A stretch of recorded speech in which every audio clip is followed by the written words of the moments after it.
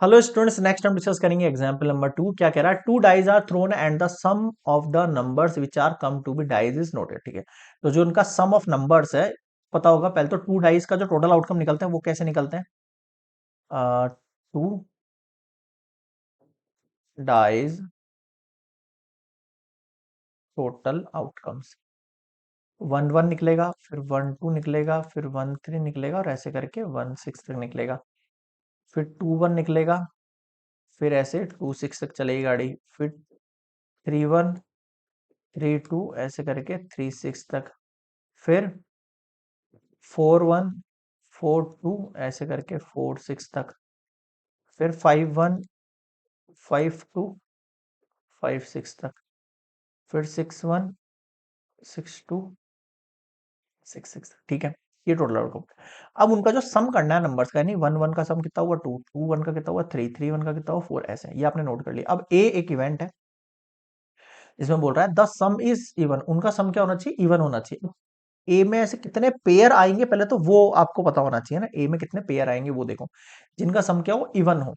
तो देखो, even number सम लाने के लिए आपको पहले मैं वन से शुरू करता हूँ। वन के साथ मैं क्या लिखूं ऐसा कि इवन नंबर हो जाए? देखो, वन के साथ पहले तो वन लिख दूंगा मैं। ठीक है, फिर मैं वन के साथ क्या लिख सकता हूँ? मैं वन के साथ टू नहीं लिख सकता, फिर मैं थ्री लिख सकता हूँ। फिर मैं वन के साथ फोर नहीं लिख सकता हूँ, फाइव लिख सकता हूँ। समझ में आ रहा है ना कैसे कहना चाह रहा हूँ? इनका सम करके देखो आप, वन और वन टू, थ्री और वन फोर, फाइव और वन सिक्स। ठीक है, फिर वन के साथ हम सिक्स नहीं लिख सकते क्योंकि उनका सम सेवन हो जाएगा। ठीक है, आगे देखो। फिर टू के साथ, फिर टू के साथ अपन वन नहीं लिख सकते, टू के साथ टू लिख सकते हैं, बट अपन टू के साथ अपन थ्री नहीं लिख सकते, टू के साथ फोर लिख सकते हैं। टू के साथ फाइव नहीं लिख सकते, टू के साथ सिक्स लिख सकते हैं। ठीक है, आ जाओ थ्री में। थ्री के साथ वन लिख सकते हैं अपन। ठीक है, थ्री के साथ टू नहीं लिख सकते, थ्री के साथ थ्री लिख सकते हैं, थ्री के साथ फोर नहीं लिख सकते, थ्री के साथ फाइव लिख सकते हैं, थ्री के साथ सिक्स नहीं लिख सकते। और देखो, थ्री फाइव हो गया। अगला क्या है आपके पास? फोर के साथ वन नहीं लिख सकते, फोर के साथ टू लिख सकते हैं हम। फोर के साथ टू लिख दिया। ठीक है, फोर के साथ थ्री नहीं लिख सकते, फोर के साथ फोर लिख सकते हैं, फोर के साथ फाइव नहीं लिख सकते, सिक्स लिख सकते हैं। फाइव के साथ वन लिख सकते हैं हम, फाइव के साथ टू नहीं लिख सकते, थ्री लिख सकते हैं, फाइव के साथ फोर नहीं लिख सकते, फाइव लिख सकते हैं, फाइव के साथ सिक्स नहीं लिख सकते। आगे देखो, सिक्स के साथ वन नहीं लिख सकते, टू लिख सकते हैं, सिक्स के साथ थ्री नहीं लिख सकते, सिक्स के साथ वन नहीं लिख सकते, टू लिख दिया मैंने। थ्री नहीं लिख सकते, फोर लिख सकते हैं, सिक्स के साथ फाइव नहीं लिख सकते, सिक्स लिख सकते हैं। ये आपके पास ए वाले केसेस हो गए। ठीक है, अब आ जाओ बी केसेस। क्या बोल रहा है? The some is a multiple of three. उनका सम जो होना चाहिए वो मल्टीपल ऑफ थ्री होना चाहिए। अब ध्यान देना इसमें थोड़ा सा। मल्टीपल ऑफ थ्री का मतलब क्या हुआ है ना? या तो उनका सम थ्री होना चाहिए, या उनका सम सिक्स होना चाहिए, या उनका सम नाइन होना चाहिए, या फिर उनका सम ट्वेल्व होना चाहिए। ऐसे तो होगा। बी में जो केसेस बनेंगे, देखो, उनका सम थ्री लाने के लिए सबसे पहले तो थ्री का मल्टीपल लाने के लिए पहले थ्री आना चाहिए। तो पहला सम थ्री कब आएगा? जब वन के साथ टू आएगा, बात खत्म। ठीक है, अगला ऐसे लिखना। 15 तक तो पहुंच ही नहीं सकता क्योंकि सम 15 होगा ही नहीं, बात ही खत्म हो गई। तो three six nine twelve four ही टर्म्स है। वन के साथ टू हो गया। अब टू के साथ भी तो वन लिख के मैं थ्री ला सकता हूँ, ला सकता हूँ ना? ठीक है, इन दोनों के लिए मतलब फर्स्ट वाली लाइन में से ले लिया मैंने।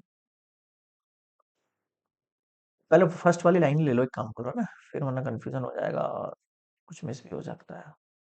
देखो, वन के साथ टू ले लिया तो थ्री हो गया। वन के साथ फाइव ले लूँ, सिक्स हो जाएगा। अब वन के साथ सिक्स हाईएस्ट वैल्यू, उसके अलावा नहीं ले सकते। अगला देखो, टू के साथ मैं वन ले सकता हूँ। ठीक है, टू के साथ फोर ले सकता हूँ मैं सिक्स लाने के लिए। टू के साथ मैं सिक्स ले सकता हूँ बट एट ही होगा, हटाओ इसको। फिर थ्री के साथ वन नहीं ले सकते इस बार क्योंकि थ्री और वन फोर हो जाएगा। तो थ्री के साथ सिक्स लाना पड़ेगा, यानी थ्री लेंगे अपन, है ना? और थ्री के साथ सिक्स भी ले सकते हैं अपन, नाइन हो जाएगा इसका सम। देख रहे हो ना किस तरीके से चल रहा है गाड़ी? फोर के साथ क्या लेंगे? फोर के साथ टू ही लेंगे तब सिक्स होगा। फिर फोर के साथ फाइव ले लेते हैं, नाइन हो जाएगा। ठीक है, फोर और सिक्स तो टेन हो जाएगा, बट ट्वेल्व चाहिए मुझे। फाइव पे आ जाओ। फाइव के साथ मैं क्या लूँ? वन ले लूँ। ठीक है, और फिर फाइव के साथ फोर ले लेता हूँ। ठीक है, फिर फाइव और सिक्स आ सकता है बट इलेवन ही होगा। फिर आ जाओ सिक्स पर। सिक्स के साथ मैं थ्री ले लेता हूँ तो नाइन हो जाएगा, सिक्स तो आ नहीं सकता। और सिक्स के साथ थ्री ले लिया मैंने, सिक्स ले लो। देखो, ये सारा आउटकम दिख रहा है आपको किस तरीके? आप खुद अपनी कॉपी में इस तरीके से लिखते हुए चलना तो अच्छा समझ में आएगा। सी जो केस है वो देखो, सी केस है the some is less than 4, 4 से लेस देन होना चाहिए उसका सम, यानी पहले 1 के साथ 1 ले लूं, ये भी लेस देन, 1 के साथ 2 ले लूं, 1 के साथ अब 3 नहीं आ सकता है क्योंकि 3 लेस देन 4 बोल रहा है, 4 से कम बोल रहा है, 4 नहीं होना चाहिए ना, तो 1 के साथ फिर 4 नहीं आ पाएगा मेरा, 1 के साथ 3 नहीं आ पाएगा। अब आ जाओ 2 पर, 2 के साथ 1 आ सकता है, 2 और 1 3 होता है, 2 2 नहीं आ पाएगा, 3 के साथ 1 आ सकता है, नहीं आ सकता है, तो ये बस यही तक होगा। ठीक है, अगला देखो, नेक्स्ट आपके पास है D, the some is greater than 11, उनका सम 11 से ग्रेटर होना चाहिए, तो 1 के साथ 6 लिखूंगा तो भी नहीं काम बनेगा, 2 के साथ 6 लिखूंगा तो भी नहीं बनेगा, 3 के साथ 6 लिखूंगा तो भी नहीं बनेगा, मतलब ये समझ रहे हो? ये वैल्यू ले लो, ये तो वैसे छोटी होनी है, जब ये छोटी होनी है तो 5 के साथ 6 लूंगा तो भी देख लो 11 तक ही पहुंच पा रहा हूँ, तो 11 से ग्रेटर बोल रहा है, 11 से ग्रेटर पहुंचने के लिए मुझे 6 के साथ क्या लेना पड़ेगा, 6 लेना पड़ेगा, बस 6 के साथ 5 भी नहीं चल पाएगा आपके पास, तो ये एक ही पेयर रहेगा। अब मुझे बताओ यहां तक, पहले तो पेयर किसको समझ में नहीं आया वो बता दो आपने मुझे। ठीक है, अब आप गौर करना, क्या पूछ रहा है, which pair of these events are mutually exclusive, mutually exclusive का मतलब क्या होता है पहले बता देता हूं मैं आपको, नेक्स्ट स्लाइड पर, यहां तक एक बार पॉज करके कॉपी कर लेना, आप सारे इवेंट्स लिख लेना। देखो म्यूचुअली एक्सक्लूसिव मतलब क्या है कि आपके पास ऐसे टू पेयर ऑफ इवेंट, मैं इवन नेम दे रहा हूँ, इंटरसेक्शन ई टू नेम दे रहा हूँ, वो क्या निकलने चाहिए, नल सेट निकलने चाहिए, उनके ना कुछ भी कॉमन नहीं होना चाहिए, जीरो थिंग कॉमन। ठीक है, अब आप फर्स्ट वाला देखो, ए में 1 1 है, 1 3 है, इस ए की कोई भी वैल्यू बी में आ रही है क्या, अगर आ रही है तो वो नॉट म्यूचुअली एक्सक्लूसिव है, पहले ए का चेक करो, तो 4 5 4 2, ये देखो ये 4 2 इसके पास भी आ गया, इसके पास भी आ गया, यानी ए और बी नल सेट नहीं है, मैं लिख सकता हूं यहां पर a intersection b not equals to null set, यानी कि it is a and b following events associated which pair of these events actually it is not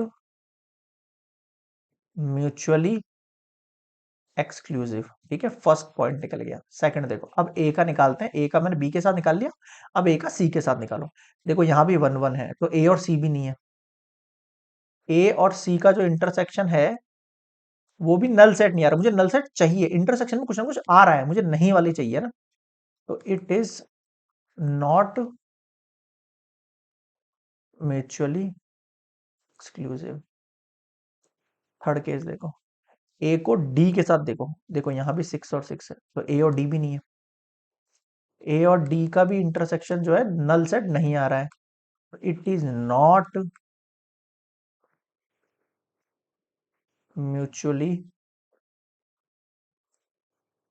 a का निकाल लिया सबके साथ, अब आ जाओ बी पर, बी का ए के साथ निकालो, चाहे ए का बी के साथ निकालो, एक ही बात है, बी का सी के साथ निकालो, देखो यहाँ 1 2 है, 1 2 है, तो बी और सी में भी कुछ नहीं होगा, बी इंटरसेक्शन सी भी नल सेट नहीं आ रहा है, it is not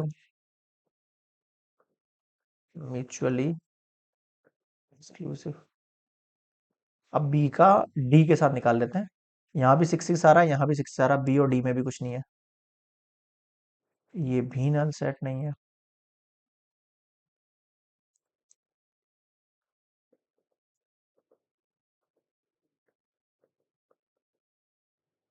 fourth fifth six हो गया, आ जाओ 6 पर, बी और डी, अब सी पर आ जाओ, सी से शुरू, अब सी का बी के साथ तो निकालेंगे नहीं क्योंकि बी और सी का निकाल चुका हूं मैं, तो सी का ए के साथ निकलेगा डी के साथ, अब इसमें वैल्यूज देखो और इसमें वैल्यूज देखो, कुछ भी कॉमन है क्या, नहीं है कुछ भी कॉमन, यानी कि इनमें कुछ भी कॉमन नहीं आ रहा है, यानी कि सी इंटरसेक्शन डी जो है आपके पास नल सेट के इक्वल आ रहा है, यानी कि इट इज म्यूचुअली एक्सक्लूसिव। बताओ समझ में आया क्या, क्लियर है भाई यहां तक, क्लियर है क्या यहां तक? ठीक है, तो ये आपके पास कंप्लीट होता है एग्जाम्पल नंबर 2, यानी कि यहां पे which pair of these events are mutually exclusive, c and d events are mutually exclusive. बताओ समझ में आया क्या, क्लियर है यहाँ पे? तो ये कंप्लीट हुआ एग्जाम्पल नंबर 2, केवल सी एंड डी वो इवेंट्स है जो कि म्यूचुअली एक्सक्लूसिव है, जिनमें नल सेट निकल कर आया नहीं, कुछ भी कॉमन नहीं है। ठीक है, नेक्स्ट देखेंगे एग्जाम्पल 3 नेक्स्ट स्लाइड में।